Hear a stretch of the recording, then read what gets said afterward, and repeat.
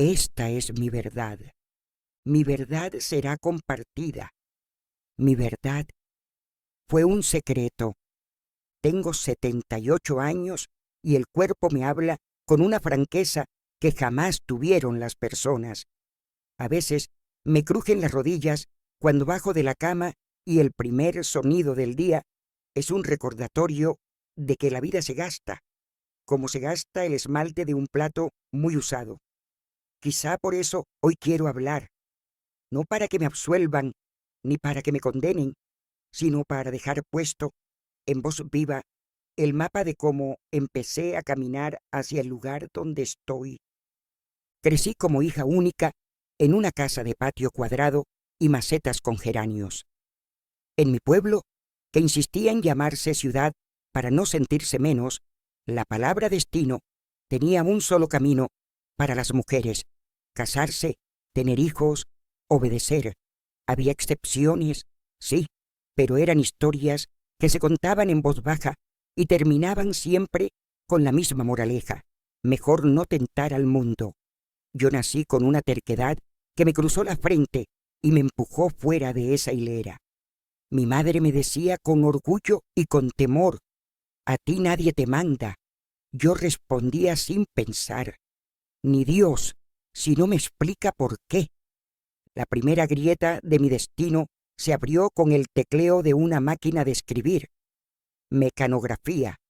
La palabra me parecía una llave inglesa, capaz de apretar los tornillos flojos del futuro. Empecé clases a escondidas al principio, con el dinero que mi padre me daba para medias y jabones. Al mes ya era la mejor del curso. Los dedos se me movían como si hubieran aprendido a bailar antes que yo. La profesora me dijo un día: con esto puedes vivir distinta. Ese distinta me calentó la sangre. Yo quería esa diferencia. A los 19 sabía escribir al tacto, con precisión de metrónomo, y traducía cartas del inglés con un diccionario abierto como Biblia en la mesa. Tenía el cabello corto, a la moda, y una manera de caminar que no pedía permiso para pasar por ninguna acera. Las vecinas decían que parecía actriz. Yo me miraba al espejo y negociaba con mi propia vanidad. Te vas a querer, pero no te vas a distraer. Tomé la decisión que partió mi vida en dos. Me fui a Bogotá con una maleta de ropa, otra de ambiciones y un cuaderno donde había copiado frases que me sostuvieran en caso de tormenta. La capital me recibió con un ruido nuevo, con un frío que se metía en las mangas, con calles que parecían tener prisa. Me presenté a un empleo en un consultorio reconocido. El doctor debía ser de esos que escriben su nombre con iniciales y apellido largo. Me hizo una prueba con cronometría, dictado, memoria, manejo de agenda. Al final dijo: comienza el lunes. Llamé a mi madre desde un teléfono público. La ciudad no se me va a subir en la cabeza, le prometí. Ella respondió: que no se te baje el alma. El consultorio olía a alcohol y a libros recién abiertos. Me fascinaron los horarios precisos, las fichas ordenadas, la sensación de estar en el centro de una rueda que gira. Había tardes en que el teléfono sonaba con una melodía enferma y yo contestaba con una voz capaz de calmar a cualquiera. El doctor me presentó a su clientela como mi mano derecha. Ese título me sentó como una medalla silenciosa. Entonces él entró. Llegó con un sombrero de fieltro claro y un maletín de cuero tan bien cuidado que parecía respirarle a la mano. Alto, una sonrisa que no mostraba todos los dientes, un castellano pulcro con un acento que no supe identificar. Buenas tardes, dijo, y fue un sonido grave que me atravesó. Vengo a ver al doctor, traigo una propuesta de equipos para su clínica. Yo asentí con profesionalidad, pero por dentro una adolescente que yo creía enterrada me golpeó el pecho para que la dejara salir. Lo anuncié. Cuando salió de la consulta, se detuvo frente a mi escritorio. Usted escribe con la velocidad del tren del norte, comentó. Reí apenas, respondí, y con menos accidentes. Él se quitó el sombrero con una cortesía que ya no se usa. Me llamo Felipe, dijo. Mucho gusto, dije yo, y pensé que ningún gusto podía ser poco con ese nombre en la boca. Su trabajo lo llevaba a viajar. Aparecía una vez al mes, a veces cada dos, con catálogos de dispositivos médicos, listas de precios y una educación de salón antiguo. No era de halagos vulgares, decía cosas como: hoy su peinado desafía a la corriente de aire, o hay letras que le agradecen pasar por sus manos. Yo le atribuía a sus frases un poder que probablemente no tenían. Me sentía mirada sin ser asediada, era un equilibrio raro. Las cartas empezaron sin aviso. La primera llegó en un sobre marfil, con mi nombre escrito a mano en tinta que olía a tinta. Señorita, leía, el viaje en tren fue menos frío sabiendo que su escritorio existe en el mundo. Sonreí sola, sentada en la pensión donde vivía, con las compañeras preguntando que por qué tanta sonrisa. Respondí a vuelta de correo. Felipe, escribí, la ciudad tiene rincones para los que saben mirar. Usted los encontraría. Me contestó con un poema ajeno y una postdata propia. No olvide comer a las horas. La segunda carta fue más larga. La tercera hablaba de mares que yo no había visto. La cuarta traía un mapa en servilleta con un círculo diminuto en un café del centro. Si la decencia y el destino lo permiten, yo estaré el viernes a las 5. La decencia se presentó prudente, el destino puntual. Nos sentamos frente a frente con una jarra de limonada entre los dos. Hablamos como hablan los que se reconocen sin haberse conocido. Me contó que vendía y mantenía equipos médicos para clínicas en varios países, que viajaba tanto que a veces extrañaba un cuarto que fuera suyo. Yo le hablé de mis dedos, de las máquinas de escribir, del orgullo de saber que cada cita llegaba a tiempo gracias a mí. No era nada más erótico que la eficacia, dijo, y yo tosí para que no me delatara la piel. Al despedirnos, deslizó sobre la mesa un papel con una sola línea. Si alguna vez necesitas salir de esta ciudad, yo sabré la salida. Los meses que siguieron fueron un baile de encuentros y ausencias. Nunca me contó demasiado de su vida sentimental, y yo asumí, con esa arrogancia educada que dan los 20 años, que estaba solo. Él amaba el misterio con la misma devoción con que yo amaba la claridad. Nos equilibrábamos. Una tarde, de esas que caen pesadas sin lluvia, apareció con una pregunta que cargaba desde antes de entrar. ¿Tú te casarías? Lo dijo sin tartamudeos, sin arrodillarse, sin teatro. Yo respiré hondo, como quien acomoda un mueble dentro de sí. Yo me casaría si el matrimonio es una casa con ventanas abiertas. Respondí. Sonrió. Yo no sé vivir con las ventanas cerradas, dijo. El día que me propuso matrimonio, no hubo violines, hubo un ticket de tren y una maleta.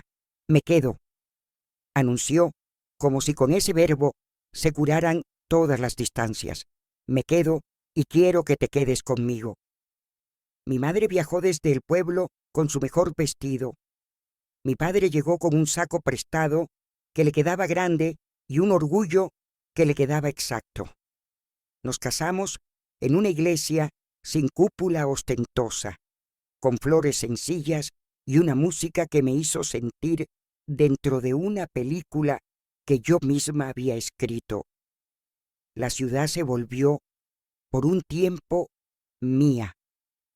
Vino Ramiro primero, con unos ojos que parecían haber visto más que nosotros. Lloró poco. Yo aprendí a dormir con un oído despierto.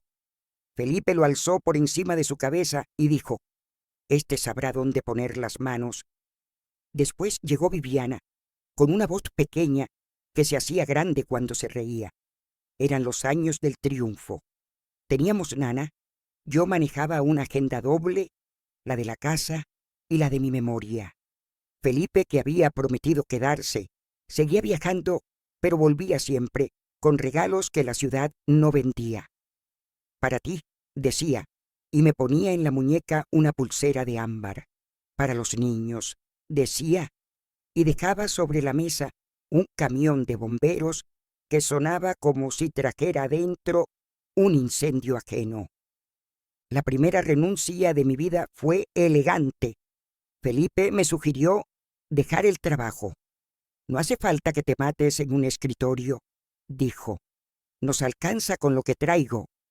Yo asentí con una mezcla de alivio y duelo. Me dolió soltar mis teclas, mi reloj de citas, mi título de mano derecha. Me alivió pensar que sería una madre a tiempo completo, una esposa que pone la casa en modo postal. Firmé mi renuncia con una letra firme que escondía un temblor. El doctor me dio un abrazo corto que olía a desinfectante y gratitud. La voy a extrañar, dijo, más de lo que imagina. Todos los hombres creen que imaginan poco. Convertí la casa en un escenario de exactitudes. La vajilla brillaba, las toallas tenían borde y el borde tenía nombre. Los niños comían a la hora, dormían con cuentos, crecían con la precisión de las plantas que reciben la cuota exacta de agua. Yo era una reina doméstica. Las vecinas venían a preguntarme cómo hacía para que todo funcionara. Organización, respondía, y fe. Íbamos a misa los domingos, rezábamos el rosario los jueves, y una parte de mí se convenció de que la obediencia trae premio. Otra parte se revolvía inquieta cuando me quedaba sola frente a la ventana. La ciudad seguía allá afuera y yo me la había puesto por dentro como un vestido que ya no me servía. Felipe cambió. No fue de golpe, fue un deslizamiento lento, como las montañas cuando ceden. Volvía de sus viajes con los ojos cansados, con el aliento que mezclaba whisky con nostalgia. Al principio bromeaba sobre sus amigos nocturnos. Los socios más fieles se llaman trago y carta, decía. Yo reía por educación. Empezó a faltar a cenas, a dormirse en el sofá, a dejar vasos a medio beber que yo recogía como si fueran pruebas de algo que no pasaba. Nunca le encontré amantes. Le encontré, más bien, una manera de vaciarse. Hablaba menos, jugaba menos con Ramiro, leía menos libros a Viviana. Me miraba como se miran las cosas que uno sabe que no merece y sin embargo no puede soltar. Yo, que había construido mi poder en la eficacia, empecé a ejercer otro, el de la presencia impecable. Que la casa no se le cayera encima a nuestra tristeza, que mis hijos no aprendieran a contar copas antes que cuentos, que la nana no se volviera madre por exceso de horas. Los años pasaron así, con un silencio que no se rompía porque yo lo barnizaba cada mañana, con mechas hechas, collar justo, mesa servida. Me volví experta en reemplazar carencias con rituales. Era una forma de amor, o eso me repetía. Cuando Ramiro dijo que quería estudiar Derecho, sentí que una puerta se abría a los pasillos del prestigio. Mi hijo abogado, pensé, y mi madre, desde el teléfono, dijo con su orgullo, «Tú no te equivocaste al criar». Viviana habló de enfermería con una seguridad que heredó de mis mandatos. «Servir me gusta», anunció. Yo le aplaudí con el corazón. «Serás buena», aseguré. Mi vida era un cuadro colgado derecho. No vi que el clavo ya estaba flojo. Felipe se jubiló y con la pensión llegó la peor versión de su bohemia. El sofá se volvió su molde, la calle su oficina, la noche su religión. Empezó a jugar a las cartas en bares donde la luz es amarilla para que la piel perdone. La casa dejó de oler a colonia suya. Empezó a oler a él solo los sábados al mediodía. cuando regresaba con una resaca de perro y una risa que me pedía que no me enojara.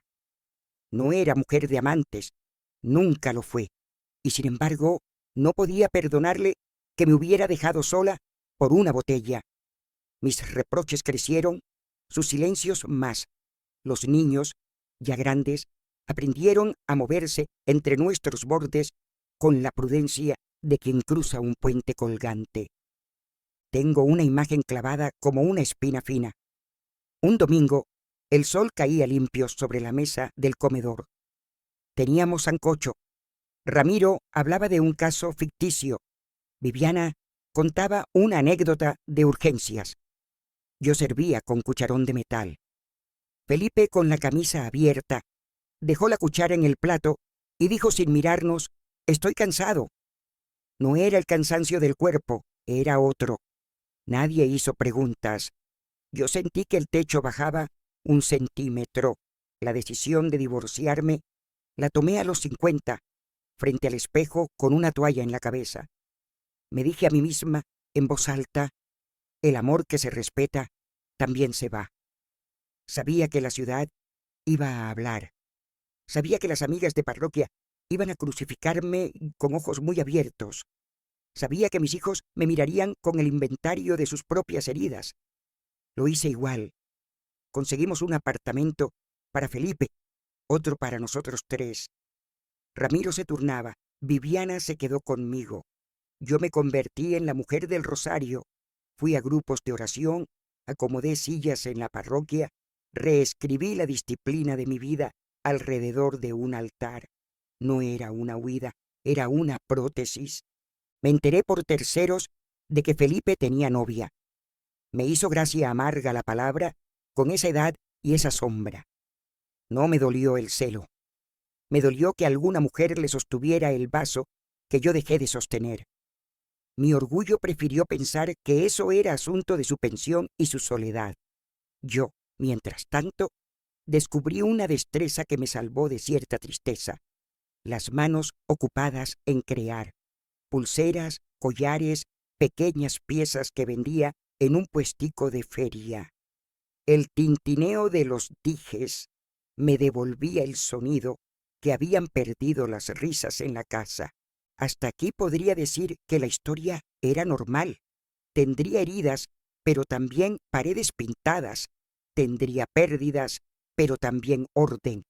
Todo cambió cuando la maternidad, que había sido mi reino, se volvió mi trinchera.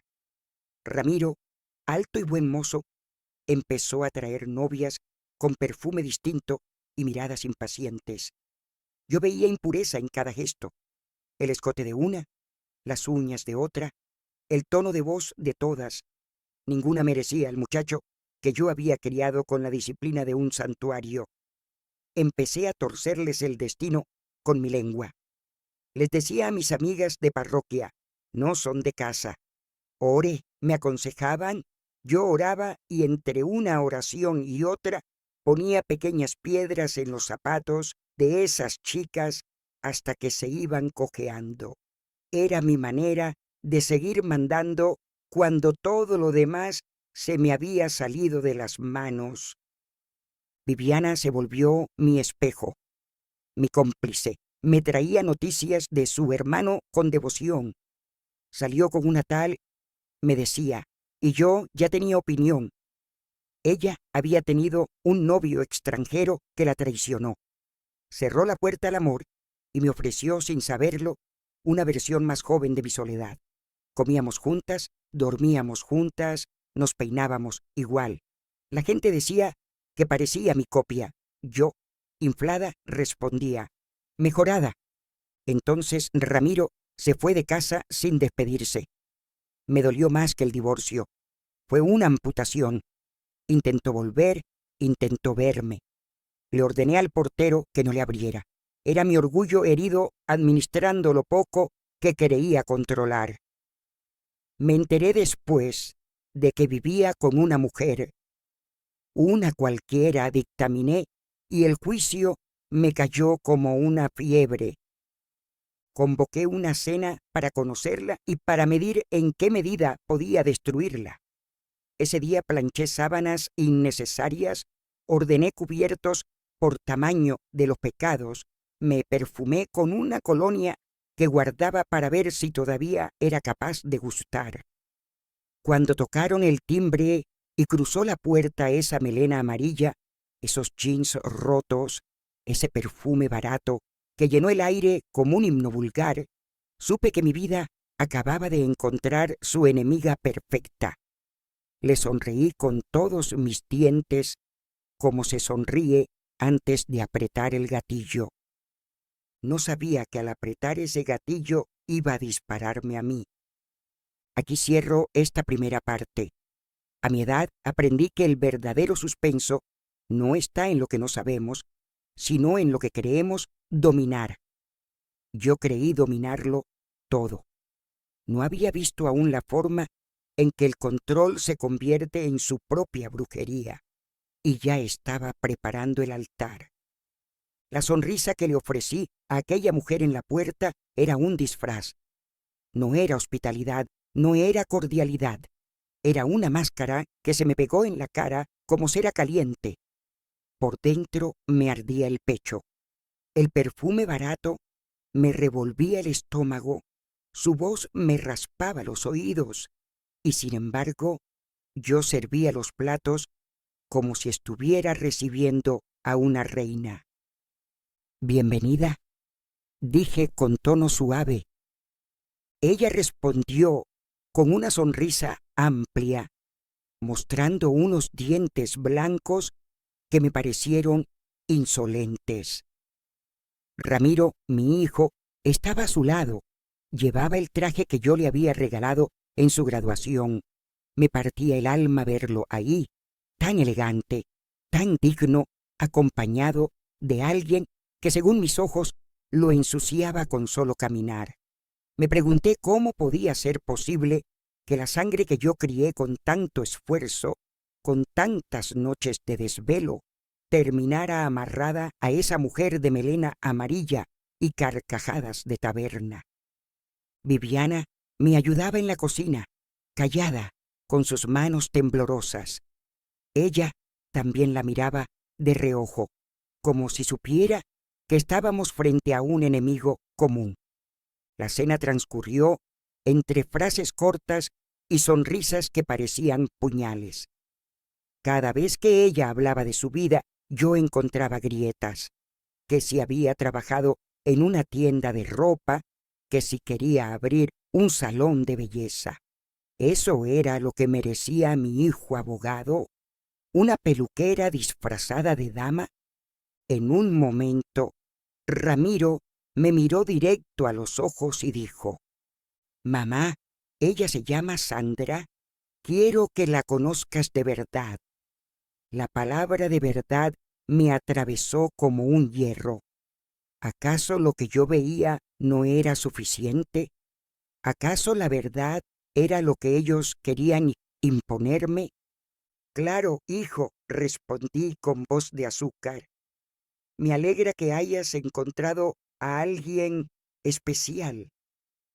Por dentro pensaba: especial es el veneno que no se nota al principio, pero que mata al final. Después de aquella cena, la vida dejó de ser la misma. Cada vez que Ramiro mencionaba su nombre, yo sentía un latido en la sien. Cuando decía que la iba a visitar, yo fingía dolor de cabeza para que se quedara.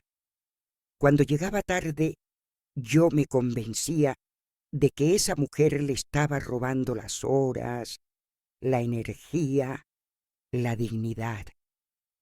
En las noches los sueños me visitaban como pesadillas disfrazadas. La veía, vestida de negro, recitando palabras en un idioma extraño mientras Ramiro me daba la espalda. Me despertaba empapada en sudor, convencida de que ella era una bruja, de que lo había embrujado para alejarlo de mí. Lo conté en el grupo de oración. Las mujeres me miraron con ojos grandes. Una de ellas, una vieja con voz ronca, me dijo: «Hermana, cuando los hijos cambian, de manera tan drástica puede ser obra del maligno, ore mucho, pero también investigue. Esa frase me quemó. Investigue. Desde entonces, cada gesto de Sandra era una prueba de brujería. Su risa alta, su perfume penetrante, sus silencios incómodos, todo era parte del hechizo. Mientras tanto, Viviana se volvía más y más mi sombra. Ella repetía mis frases, mis gestos, hasta mis rezos. Yo la sentía como un espejo que me devolvía la versión joven de mí misma. La llamaba mi bebita, aunque ya era una mujer hecha y derecha. Dormíamos en camas separadas, pero en la misma habitación, porque me decía que no quería dejarme sola. Mamá, yo estoy contigo, pase lo que pase, me susurraba en la oscuridad. Y esas palabras me llenaban de un orgullo enfermizo. Ramiro, en cambio, se alejaba más. No importaba cuánto lo buscara con llamadas, cartas, incluso mensajes enviados a través de Viviana. Él siempre encontraba la manera de mantener distancia, hasta que un día llegó la noticia que quebró mi mundo. Se iba a casar. Lo supe de labios de Viviana. Entró a casa con la cara pálida, los ojos vidriosos. Mamá, me dijo, tengo algo que contarte. Ramiro se va a casar con ella. El silencio que siguió fue un abismo. Sentí que la sangre me hervía, que el piso se movía bajo mis pies. Le quitó la bolsa de las manos y la lanzó contra la mesa. Con esa bruja, grité. Viviana lloraba, asustada de mi furia. Marqué el número de Ramiro con los dedos temblorosos. Cuando atendió, le dije sin respirar, ya sé la verdad. Esa mujer te embrujó, te robó de mí. Todo lo malo que me ha pasado es por culpa de ella. Del otro lado hubo un silencio largo. Finalmente, su voz me llegó como un cuchillo frío. Mamá, estás loca. Esas dos palabras me hicieron añicos. ¿Loca? Yo, la mujer que lo había parido, que lo había criado, que había sacrificado todo por él, reducida a esa palabra, loca. Desde entonces, mi cuerpo comenzó a quebrarse. El cabello empezó a caerse en mechones. Mi piel se arrugaba con una rapidez cruel. Me dolían los huesos como si llevara piedras colgando. Yo estaba convencida. Era la brujería. Ella me estaba consumiendo para quedarse con todo lo que era mío. Viviana me cuidaba como a una anciana prematura.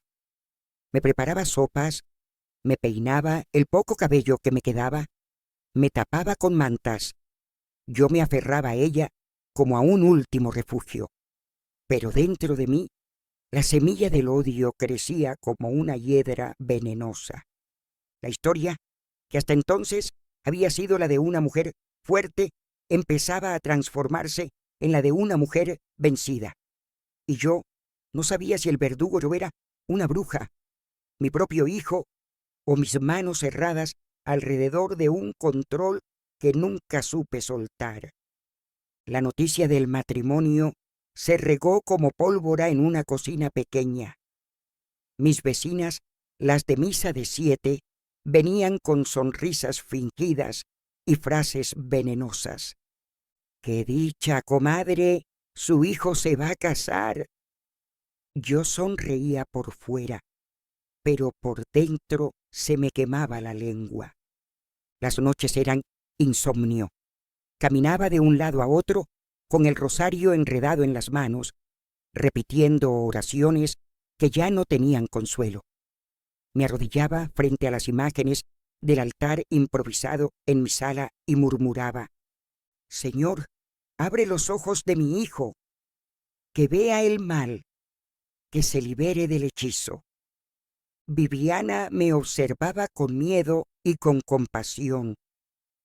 Una madrugada me encontró llorando con el rostro hundido en las manos. «Mamá», dijo, «por favor, deja de pensar que es brujería. A lo mejor solo la quiere».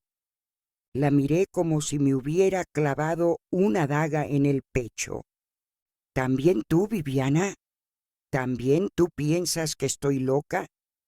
Ella negó con la cabeza, pero el silencio que siguió me confirmó que esa duda ya había germinado en su corazón.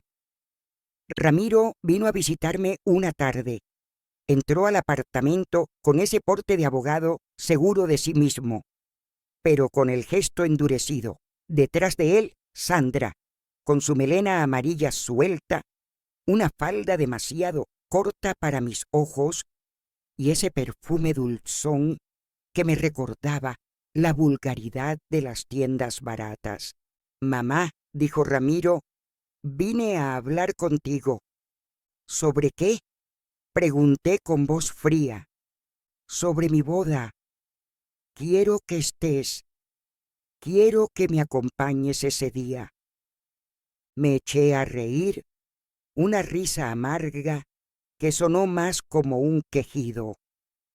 ¿Yo acompañar la celebración del mal? Sandra bajó la mirada, fingiendo humildad. Eso me enfureció aún más. «Ella no es para ti, Ramiro. Esa mujer es tu perdición». Ramiro levantó la voz, algo que pocas veces hacía conmigo. «Basta, mamá. No es una bruja, no es el diablo, no es nada de lo que dices. Es la mujer que amo y con la que quiero formar una familia». Sentí que me arrancaban la carne con esas palabras. El hijo que había criado con tanto sacrificio, el hijo que yo había convertido en un hombre de bien, estaba eligiendo a una desconocida sobre mí. Me temblaron las manos. Sentí un mareo que me obligó a sentarme. Ramiro, preocupado, se acercó. «¿Estás bien?». Lo aparté con un manotazo. «No me toques. Ese amor tuyo me está matando». Sandra lo tomó del brazo. «Vámonos», le dijo con voz suave. Él la siguió sin mirar atrás. El portazo que dieron al salir fue el eco más doloroso de mi vida. Desde ese día, mi cuerpo comenzó a traicionarme. Primero fueron las migrañas, dolores que me atravesaban como cuchillos. Luego, mechones de cabello en la almohada cada mañana. La piel seca, las manos temblorosas. Yo lo interpretaba todo como señales. La brujería de Sandra me estaba consumiendo. Lo compartí con mis amigas de la parroquia. Algunas me aconsejaban rezar más. Otras me daban recetas de remedios caseros. Pero una, la más anciana, me susurró con una voz cargada de misterio: «Eso es brujería, hermana. Hay mujeres que atrapan a los hombres con artes oscuras y destruyen a las madres que se interponen». Esa frase se me clavó en el corazón como una sentencia. A partir de entonces, ya no tuve dudas. Sandra no era solo una mala elección, era un mal enviado.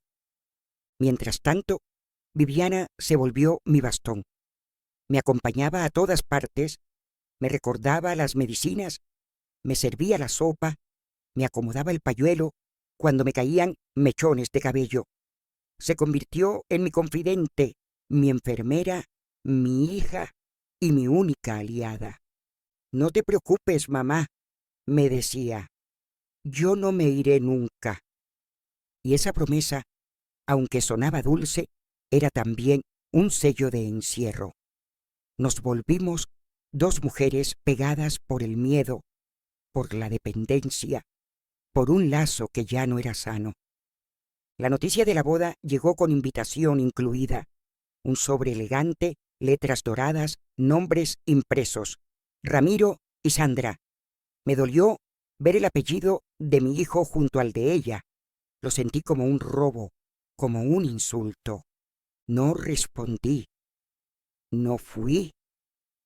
Ese día, mientras ellos celebraban con música y aplausos, yo estaba en mi habitación, abrazada al rosario, llorando como nunca. En mi mente lo veía vestido de traje, jurando amor eterno a esa mujer que yo consideraba su verdugo. Sentí que mi vida había terminado.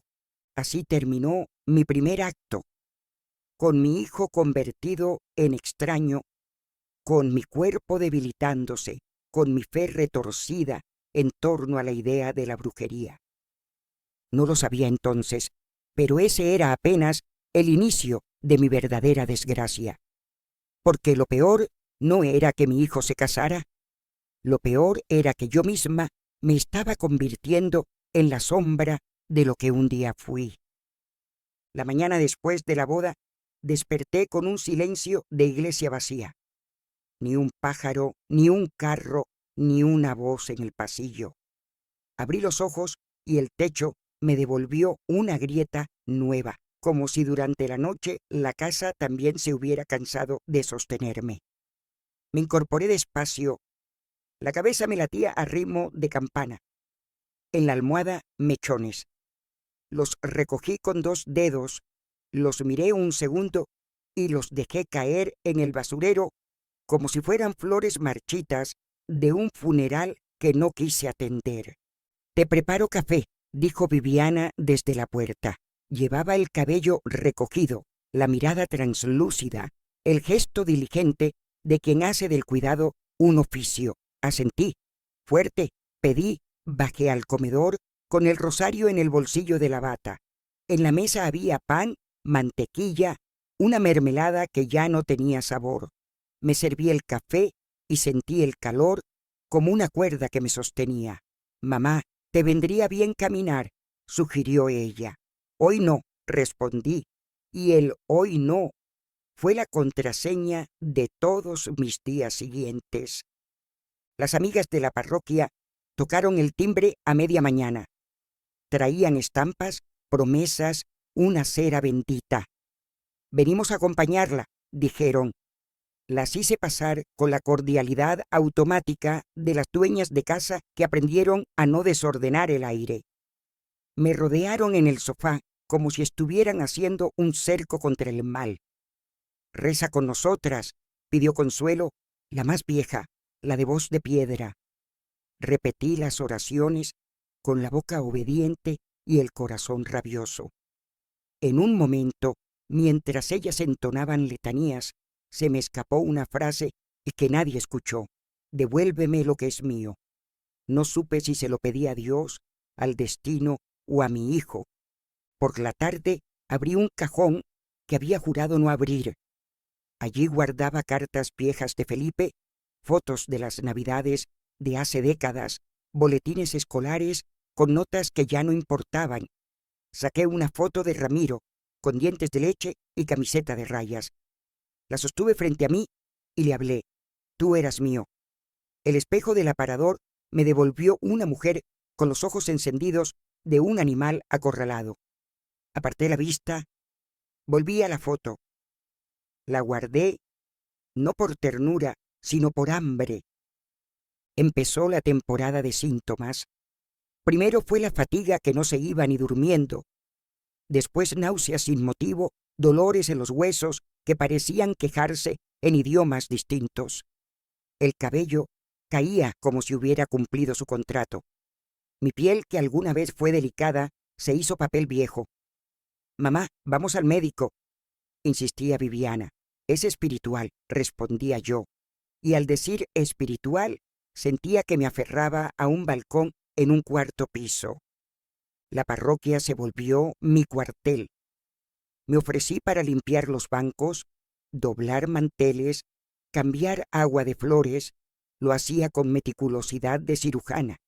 Si no podía controlar la vida, controlaría la cera. Si no podía guiar a mi hijo, guiaría las velas. Un día, Consuelo me tomó del codo aparte y me dijo en voz baja: «Hay mujeres que atan con trenzas y aceites. Si tú sientes que te atan, desata con oración fuerte». «¿Cuál?», pregunté. «La que duele», contestó, y no supe si hablaba de palabras o de rodillas. La oración fuerte fue, al principio, un ruego con lágrimas. Luego se volvió una rutina con método. Encendía 3 velas, acomodaba una foto de Ramiro, ponía un vaso de agua, dejaba una tijera abierta.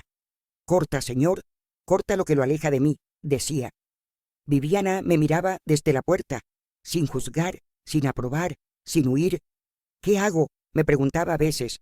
«Acompaña», le pedía, y ella acompañaba como acompañan los que no tienen a dónde ir. Ramiro dejó de venir. Supe por terceros que había alquilado un apartamento con Sandra en un barrio que no me gustaba. Supe que trabajaba mucho, que ella abría un pequeño salón en el garaje de su edificio, que los domingos visitaban a su suegra. No pregunte quién era la suegra en ese relato. No quise imaginarla dándole de comer sopa caliente, con servilleta al cuello, con escoba en mano, tan cómoda con su nombre al borde de la vajilla. La imaginé y me ardió la boca del estómago. Una tarde, ya entrada la lluvia, apareció Felipe en el timbre.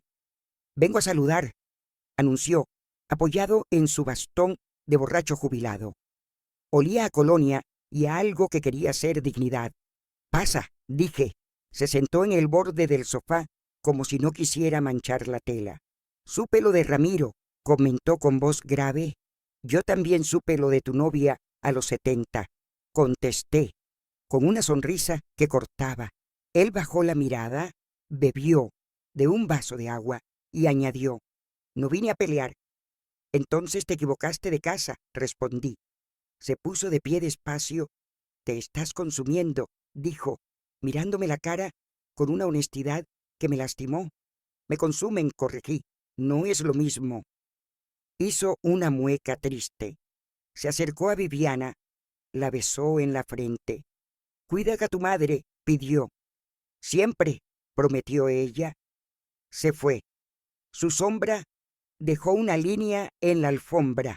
Esa noche los sueños volvieron con escenografía nueva. Vi a Sandra frente a un espejo, trenzándose el cabello con cintas rojas, susurrando palabras que se me escapaban. Vi a Ramiro detrás, con los ojos desenfocados, repitiendo un juramento que no entendía. Me desperté con el corazón golpeando, como si buscara salir por la boca.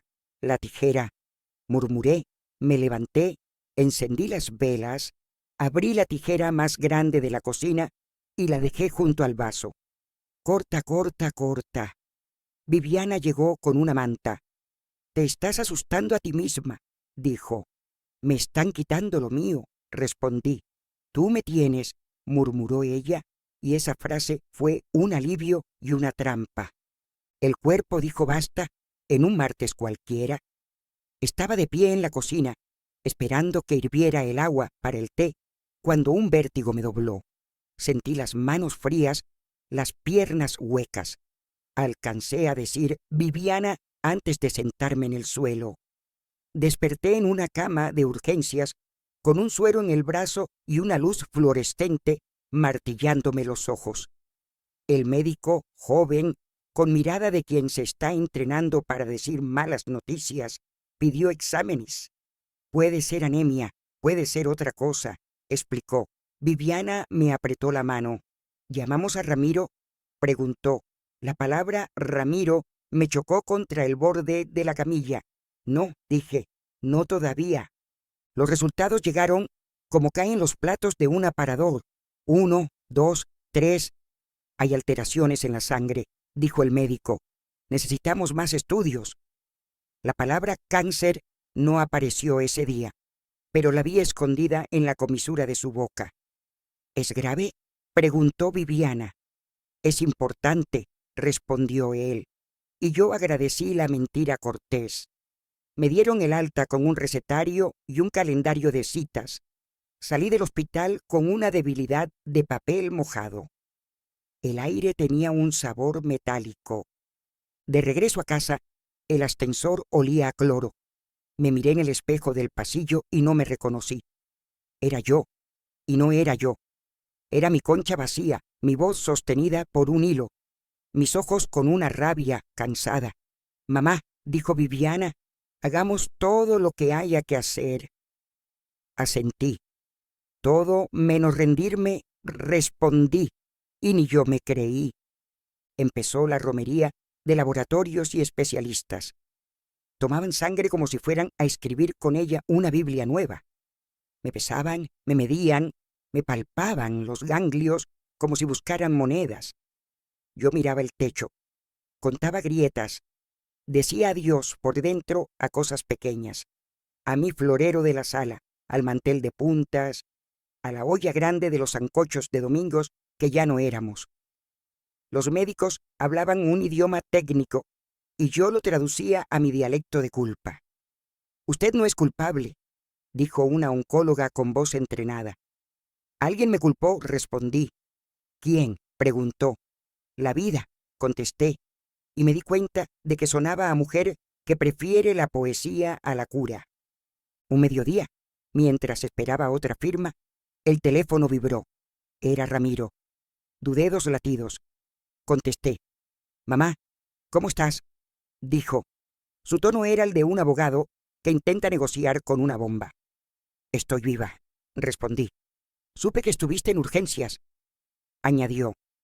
¿Quién te dijo?, pregunté, aunque la respuesta era obvia. Papá, dijo. Guardé silencio. ¿Puedo pasar esta noche?, insistió. Pensé en la tijera abierta sobre el altar, en las velas pequeñas consumiéndose, en las palabras que se me pegaban al paladar. Pasa, dije, contra todo. Esa noche llegó sin Sandra. Entró con una bolsa de frutas, como si la vitamina pudiera con el desastre. Me besó la mejilla con torpeza, como si mi piel estuviera hecha de cristal. No era necesario, murmuré. Se sentó. Viviana trajo tazas de té. ¿Te dijeron que tienes?, preguntó. Me dijeron que tengo tiempo, respondí, y la frase fue tan ambigua que hasta a mí me pareció elegante. Mamá, dijo con una ternura que me desconcertó, tienes que dejar de pelear con fantasmas. Me ardió la punta de la lengua. Tu mujer no es un fantasma, repliqué. Es un azor. Me callé. No quería repetir palabras que ya sabía de memoria. Él inhaló hondo. Sandra está embarazada. Soltó. El mundo se detuvo medio segundo, lo suficiente para que un vaso se bamboleara. No vine a herirte, añadió. Vine a decirte que quiero que conozcas a tu nieto. La palabra nieto se me clavó como un cuchillo y al mismo tiempo me alumbró como una vela. Nieto, repetí para ganar segundos de dignidad. O nieta, corrigió y sonrió por primera vez esa noche. Me descubrí a mí misma imaginando un bebé con los ojos de Ramiro, con mis manos, con el olor a jabón que tienen los seres nuevos. Después vi la melena amarilla de Sandra encima de una cuna y me subió la bilis. No sé, dije, y supe que ese no sé era mi mejor tregua. Ramiro se fue con un abrazo corto. Viviana cerró la puerta y se quedó de espaldas como quien necesita sostener un muro. Mamá, dijo, un niño. Me senté en la silla de la cocina y lloré con un cansancio que no conocía. Me están quitando todo y me quieren dejar un bebé como limosna, dije. ¿Y si no te están quitando y si te están dando algo para quedarte?, contestó. La miré con ese amor que duele y con esa irritación que también es amor. Eres buena, le dije. Tú eras buena, me respondió, y la frase me atravesó mejor que cualquier sermón.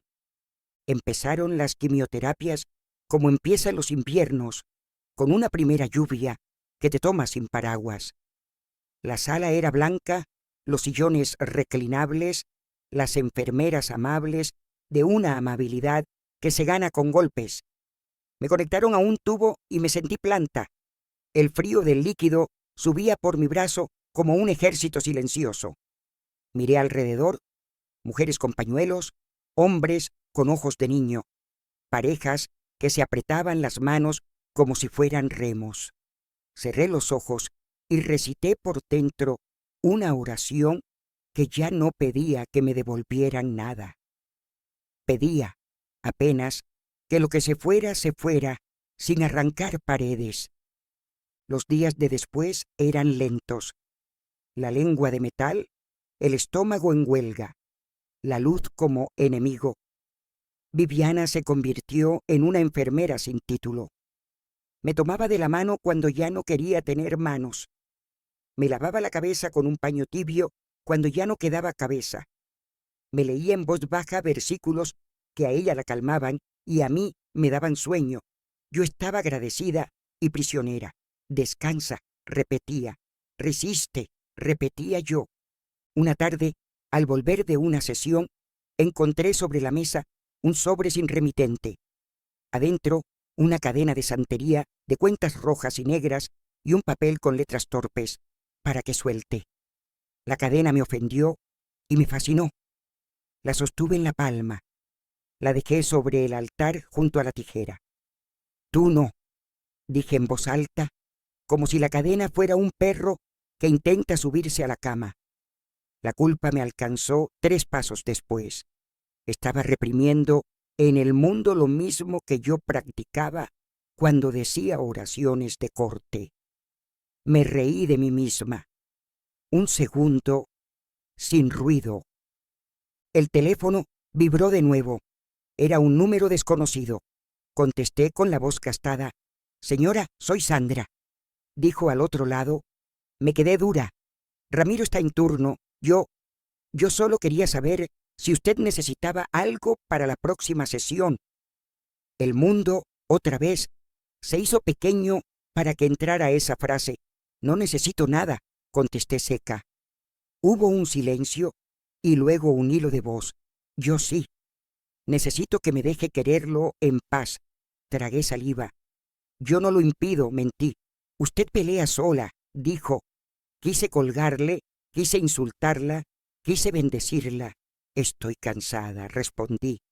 Yo también, susurró, y la llamada terminó con un ruido de respiración que me pareció demasiado humano para odiarlo. Esa noche, por primera vez desde la boda, apagué las velas del altar sin pedir nada. Metí la tijera en el cajón, miré el vaso de agua. Quédate. Le pedí al agua y no supe si le hablaba a la vida, a mi hijo, a la parte de mí que todavía podía amar sin poseer. Dormí sin sueños. A la mañana siguiente, cuando el sol apenas tocaba las cortinas, Viviana entró con una sonrisa tímida. Buena noticia, dijo. ¿Cuál? Pregunté sin humor. Hay una feria de artesanías este fin de semana. Pensé, podríamos volver a hacer pulseras. La miré como se mira una puerta cuando uno lleva años encerrado.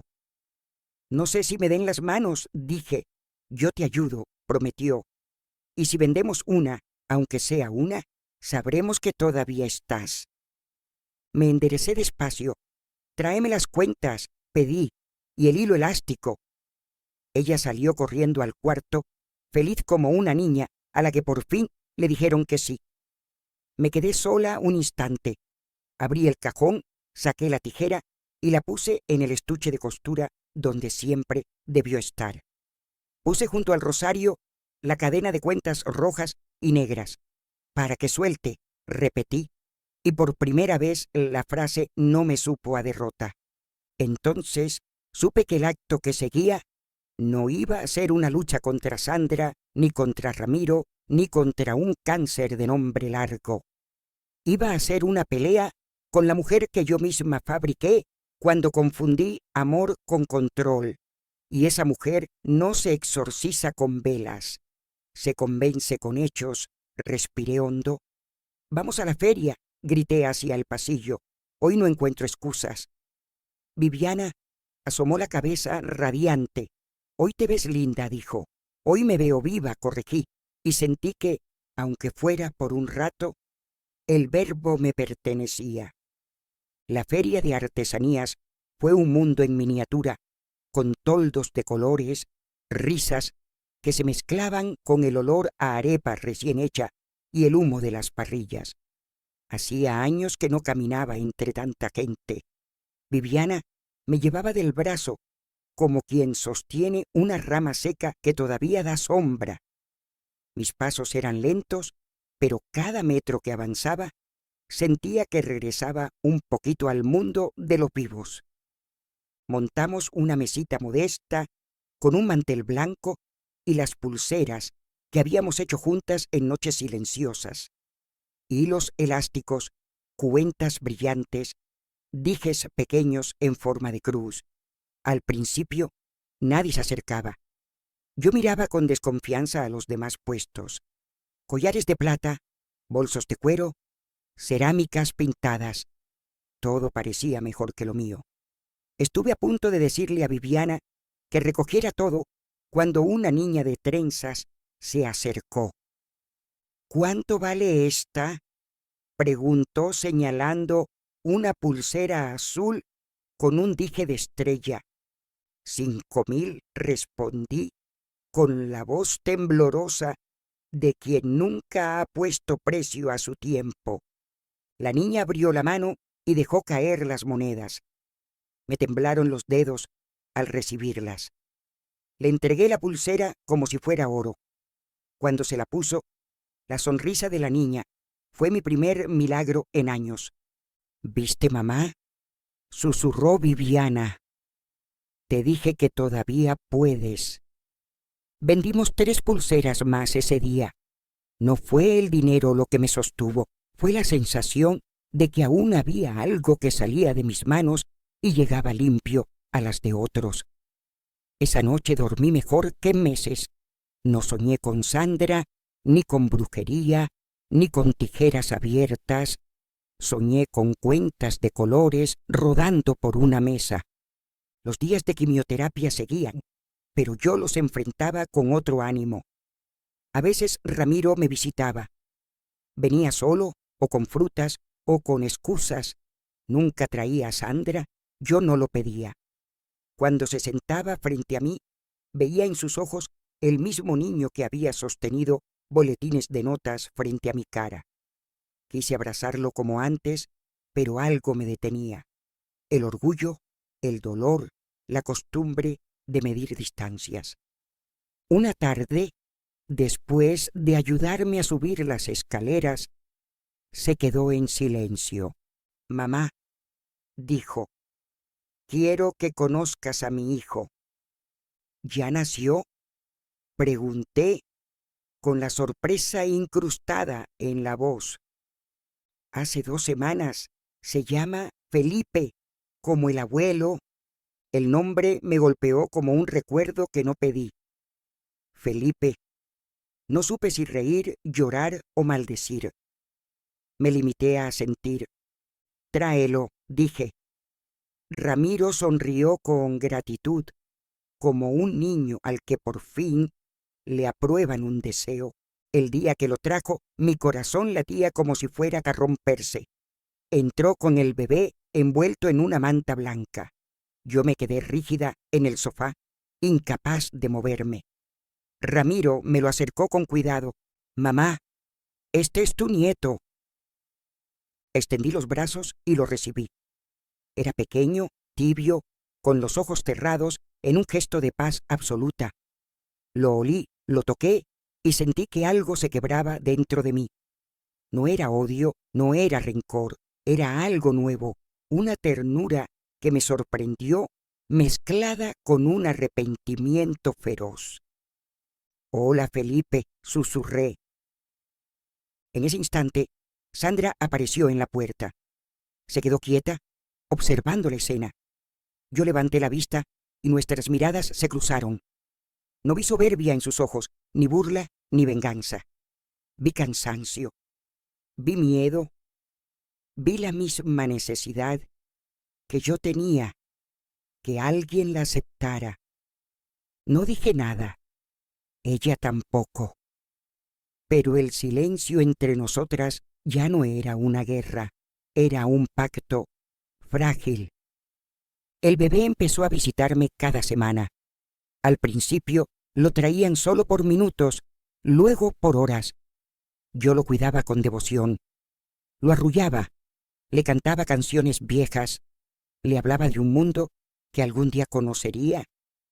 Sentía que el veneno de años comenzaba a diluirse en esas risitas pequeñas. Pero la vida nunca da treguas completas. Mi salud empeoraba. Los médicos confirmaron lo que ya sospechaba. Cáncer en la sangre, agresivo, difícil. Viviana lloró al escuchar el diagnóstico. Yo, en cambio, me quedé inmóvil. Era como si por fin me hubieran entregado el nombre del enemigo que llevaba tanto tiempo golpeándome. ¿Cuánto me queda?, pregunté. El médico bajó la mirada. Eso no lo podemos saber con certeza, pero debe prepararse. Prepararse. Palabra cruel, como si la vida fuera una maleta que se arma antes de partir. En casa, Viviana se convirtió en mi sombra total. Me ayudaba a bañarme, me vestía, me leía, me alimentaba. A veces la veía cansada, con los ojos hundidos, y me llenaba de culpa. Hija, sal, vive, busca tu camino. Le decía, no, mamá, mi camino eres tú. Yo sabía que ese amor también era una cadena, pero ya no tenía fuerzas para romperla. Ramiro, por su parte, venía menos. El trabajo, el bebé, su vida nueva. Yo lo entendía, pero me dolía. En el fondo sabía que no me visitaba más seguido porque temía que Sandra y yo tuviéramos un enfrentamiento. Yo, que había pasado la vida luchando por controlarlo todo, empezaba a perder hasta el control de mis propios días. Y esa pérdida, más que el cáncer, era la que me estaba matando. Así terminó el segundo tramo de mi desgracia, con un nieto que me devolvía la esperanza, una hija que me cuidaba como si fuera su misión, un hijo que se alejaba y un cuerpo que se deshacía día a día. Lo que no imaginaba era que todavía me faltaba enfrentar la lección más dura, aceptar que todo lo que había intentado retener con garras se me iba a escapar de las manos. Las noches se volvieron más largas que los días. El insomnio me abrazaba como un animal oscuro. Me acostaba con la esperanza de dormir y terminaba viendo el techo, contando las grietas, imaginando que cada línea era un camino que no recorrí, una decisión que me llevó al lugar donde estaba. El cáncer avanzaba con pasos de gigante invisible. Las quimioterapias me dejaban hecha un trapo, sin fuerzas, sin cabello, con un sabor metálico constante en la boca que me recordaba a sangre seca. Me miraba en el espejo y veía una calavera con pañuelo. Y sin embargo, en mis ojos todavía había fuego, un fuego de rabia, de culpa, de ganas de controlar lo que ya no tenía remedio. Viviana era mi ángel guardián, pero también mi carcelera.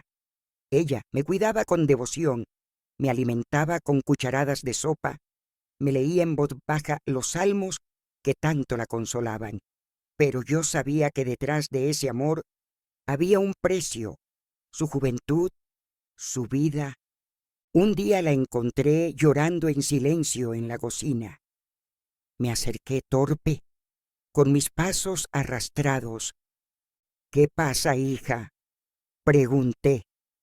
«Nada, mamá», dijo secándose las lágrimas.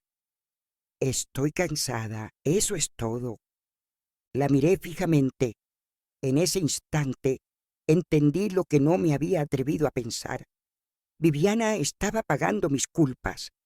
Ella, que había renunciado al amor tras una traición temprana, ahora estaba encadenada a mí, repitiendo mi destino de soledad. «Tienes que irte», le dije con la voz firme. «¿Qué?», respondió, sorprendida. «Tienes que salir de aquí.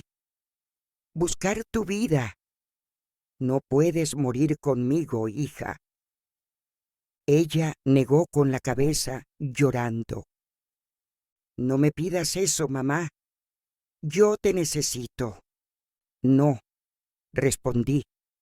«Soy yo la que te necesita, pero no puedo condenarte. Si te quedas, tu vida será la mía, y la mía ya se acabó». Se abrazó a mí, temblando como cuando era niña. En ese momento sentí una mezcla de ternura y terror. Ternura por su amor, terror porque sabía que yo la había formado a mi imagen y eso la estaba destruyendo. Ramiro venía poco, pero cuando venía, traía al niño. Ese bebé era mi luz en medio de la penumbra. Lo cargaba en mis brazos y olvidaba por un momento mis dolores. Le cantaba canciones antiguas, le hablaba como si entendiera. «Tú no sabes nada de este mundo todavía, y eso es tu bendición». Un día, mientras lo sostenía, Sandra entró en la sala. Yo levanté la vista, esperando la hostilidad de siempre, pero ella me miró con una serenidad que me desconcertó. «Gracias por cuidarlo», me dijo. No supe qué responder, solo asentí, y en ese gesto sentí que algo dentro de mí cedía, como una cuerda que por fin se suelta después de años de tensión. El deterioro fue inevitable. El médico confirmó lo que ya sabía. El cáncer estaba avanzado y aunque las terapias podían alargar mis días, no podían salvarme. Salí del consultorio con un vacío en el pecho, como si me hubieran arrancado el aire. Esa noche recé, pero no pedí que me devolvieran a Ramiro, ni que se rompiera el hechizo de Sandra. Pedí otra cosa. Pedí que mis hijos pudieran vivir libres de mí, de mis cadenas, de mis miedos. Fue la primera oración sincera que hice en años. Viviana, poco a poco, empezó a salir más. La vi conversar con amigas, tomar café fuera, sonreír tímidamente. Me dolía verla alejarse, pero también me llenaba de un orgullo silencioso. Estaba aprendiendo a respirar sin mí. Una tarde me dijo: «Mamá, creo que quiero mudarme». Mi corazón se encogió, pero mi boca respondió: «Hazlo, es lo que debes hacer».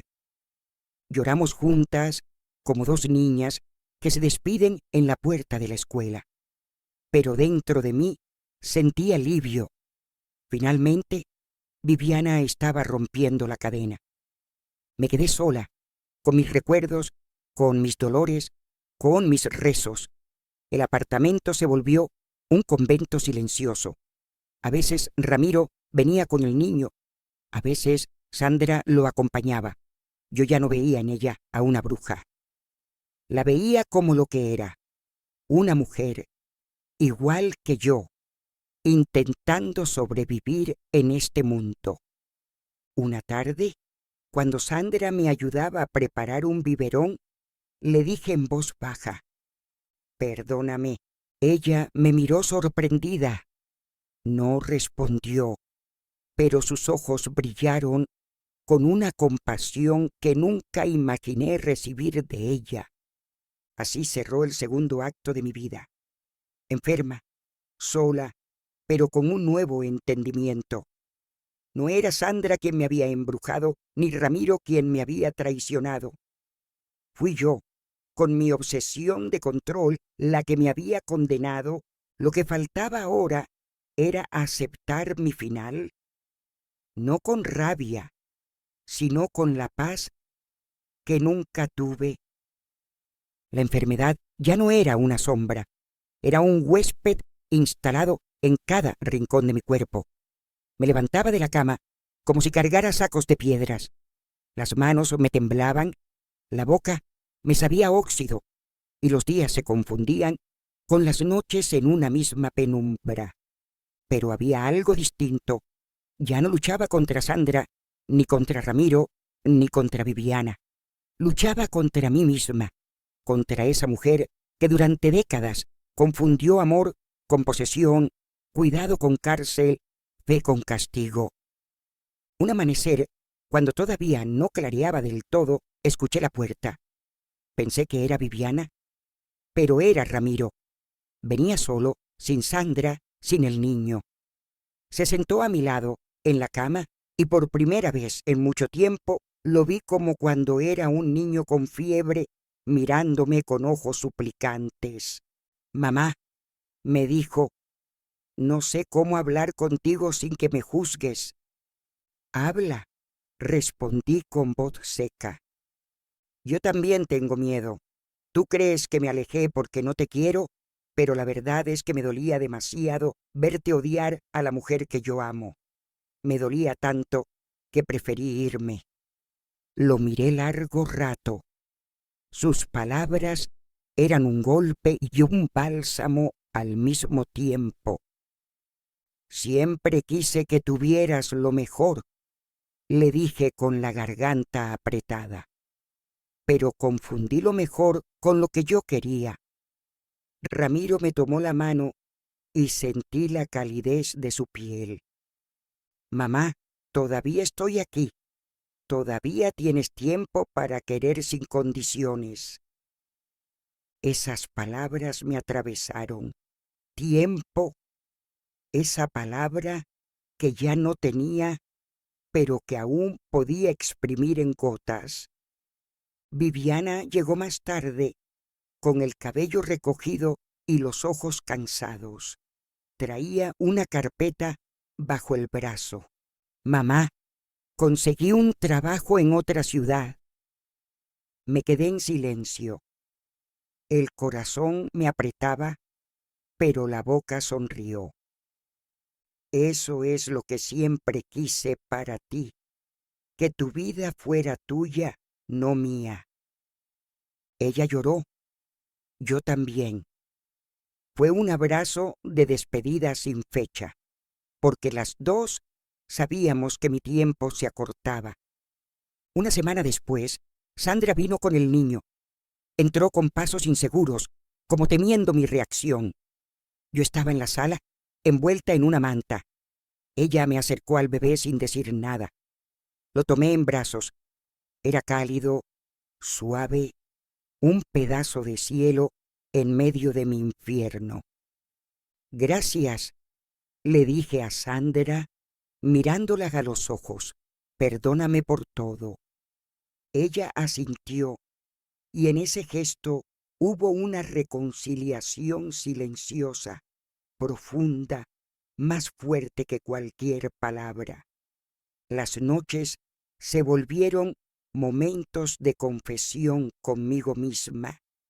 Le hablaba a Dios, pero también me hablaba a mí. Perdí a mi esposo en el alcohol, perdí a mi hijo en el orgullo, perdí a mi hija en la dependencia y me perdí a mí en el control. Pero no quiero morir odiando, quiero morir soltando. El cáncer seguía avanzando.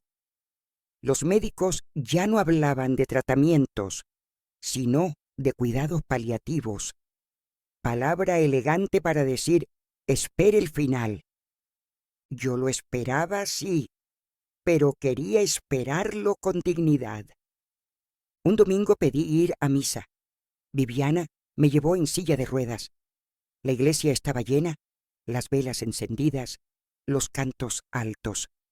Cuando llegó el momento de la paz, una mujer que no conocía se acercó, tomó mi mano y me dijo, «Que la paz esté contigo». Sentí que esa frase era el cierre que necesitaba. La paz no la había encontrado en mis rosarios ni en mis rezos obsesivos. La encontré en esa mano anónima, en ese gesto sencillo. Salí de la iglesia con lágrimas. no de dolor, de alivio. En casa, mientras el sol se escondía, llamé a Ramiro y a Viviana. Quiero decirles algo, anuncié. Ellos se sentaron frente a mí, atentos, con rostros tensos. He cometido muchos errores, los he amado mal, los he querido poseer. Pero si algo quiero dejarles antes de irme es esto: el amor no se controla. Se da o no se da. No lo repitan como yo. Ramiro lloró en silencio. Viviana me abrazó fuerte. Yo cerré los ojos y supe que esas palabras eran mi verdadera herencia. Los días comenzaron a medirse no en horas, sino en respiros. Cada inhalación era un logro, cada exhalación un alivio. El cuerpo se volvía más frágil, como si mis huesos fueran vidrio y mi piel papel. El médico vino a casa una tarde y habló con la calma de quien repite lo mismo cada semana a diferentes familias. Es momento de cuidados de amor. No esperen curas, esperen compañía. Compañía, esa palabra que tantas veces confundí con posesión. Ahora entendía la diferencia. Viviana, que siempre había sido mi sombra, comenzó a salir más seguido. Yo la animaba. Quería que el mundo la conociera, que la vida le devolviera lo que yo le había robado sin querer. Cada vez que volvía con anécdotas, un café con amigas, un paseo corto, yo la miraba con orgullo. No se lo decía, pero por dentro pensaba: al fin respiras, hija, al fin eres libre de mí. Ramiro venía con más frecuencia. Siempre traía al niño. Esa criatura se volvió mi medicina. Cuando lo ponían en mis brazos, mi cuerpo olvidaba el dolor por unos minutos. Lo miraba dormir y me preguntaba qué huellas dejaría yo en él. Quería que algún día supiera que su abuela, a pesar de sus errores, lo amó con toda la fuerza que le quedaba. «Mamá», me dijo Ramiro una tarde, «quiero que estés tranquila. Yo no guardo rencor». Le acaricié la mano. «Hijo, no me perdones tan fácil. Déjame cargar con lo que hice mal». Él negó con la cabeza. «Ya lo cargas en tu cuerpo. Déjame a mí aligerar tu alma». Esas palabras me arrancaron lágrimas. Nunca lo había visto tan hombre como en ese momento. Un día, para sorpresa mía, Sandra vino sola, sin Ramiro. Tocó la puerta con suavidad. Yo dudé en abrir, pero finalmente lo hice. Traía un ramo de flores sencillas, margaritas, no rosas elegantes. «Buenas tardes», dijo con voz baja. «Vengo porque quiero hablar con usted». La invitó a pasar. Nos sentamos frente a frente. Ella se veía cansada, con ojeras de madre primeriza. «Sé que usted me odió mucho tiempo», empezó, «y yo también la odié a usted, porque pensé que nunca me aceptaría. Pero no quiero que mi hijo crezca con ese veneno. Quiero que él recuerde que su abuela y su madre podían mirarse sin rencor».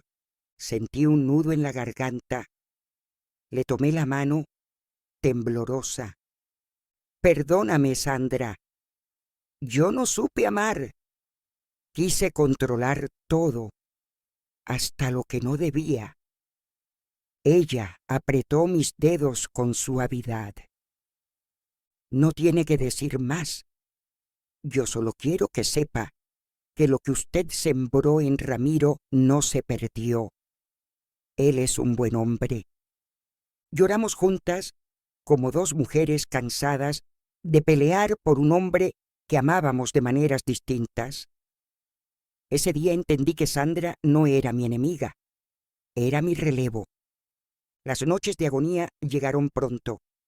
El dolor era una hoguera constante. A veces gritaba, a veces me quedaba muda con los dientes apretados. Viviana dormía en una silla a mi lado. Ramiro se turnaba cuando podía. El niño venía en brazos de Sandra y su risa pequeña iluminaba la habitación como una vela que se niega a apagarse. Una madrugada, cuando todos dormían, abrí los ojos y vi al niño en su cuna improvisada. Me acerqué despacio, con pasos arrastrados, y puse mi mano sobre su pecho. Sentí su respiración calma, su corazón firme. Le susurré: no repitas mis errores, Felipe. Ama sin cadenas, vive sin miedo, que tu sangre no herede mi veneno. Fue mi oración más sincera. Los médicos dijeron que el final estaba cerca. Lo sabía. Mi cuerpo era un desierto reseco. Un domingo pedí que me llevaran a misa por última vez. Sandra me acompañó, Ramiro cargaba el niño y Viviana me sostenía el brazo. Entramos juntos a la iglesia y la gente me miró con compasión. Yo no miré a nadie, solo al altar. Cuando llegó la paz, Sandra se volvió hacia mí y me dio la mano. La paz esté contigo, suegra, susurró. Yo la miré a los ojos y respondí: y contigo. Fue mi absolución. Esa noche en casa sentí que el aire se volvía pesado. Ramiro estaba sentado junto a mí, Viviana me acariciaba el cabello, Sandra arrullaba al niño. Yo respiraba cada vez más despacio. Mamá, aquí estamos, me dijo Ramiro. No me suelten, pedí con un hilo de voz. Cerré los ojos. No vi brujas, no vi demonios, no vi errores. Vi a mis hijos, vi a mi nieto, vi a Felipe, mi esposo, riendo como cuando todavía no se había perdido en el alcohol. Mi último pensamiento fue claro: el amor no es posesión, es entrega, y me fui, por fin en paz. Esta fue mi verdad. Mi verdad fue un secreto durante años, pero hoy la entrego desnuda. El control disfrazado de amor es veneno. A mis hijos los quise tanto que los quise encadenar, y esa cadena me arrastró a mí al abismo.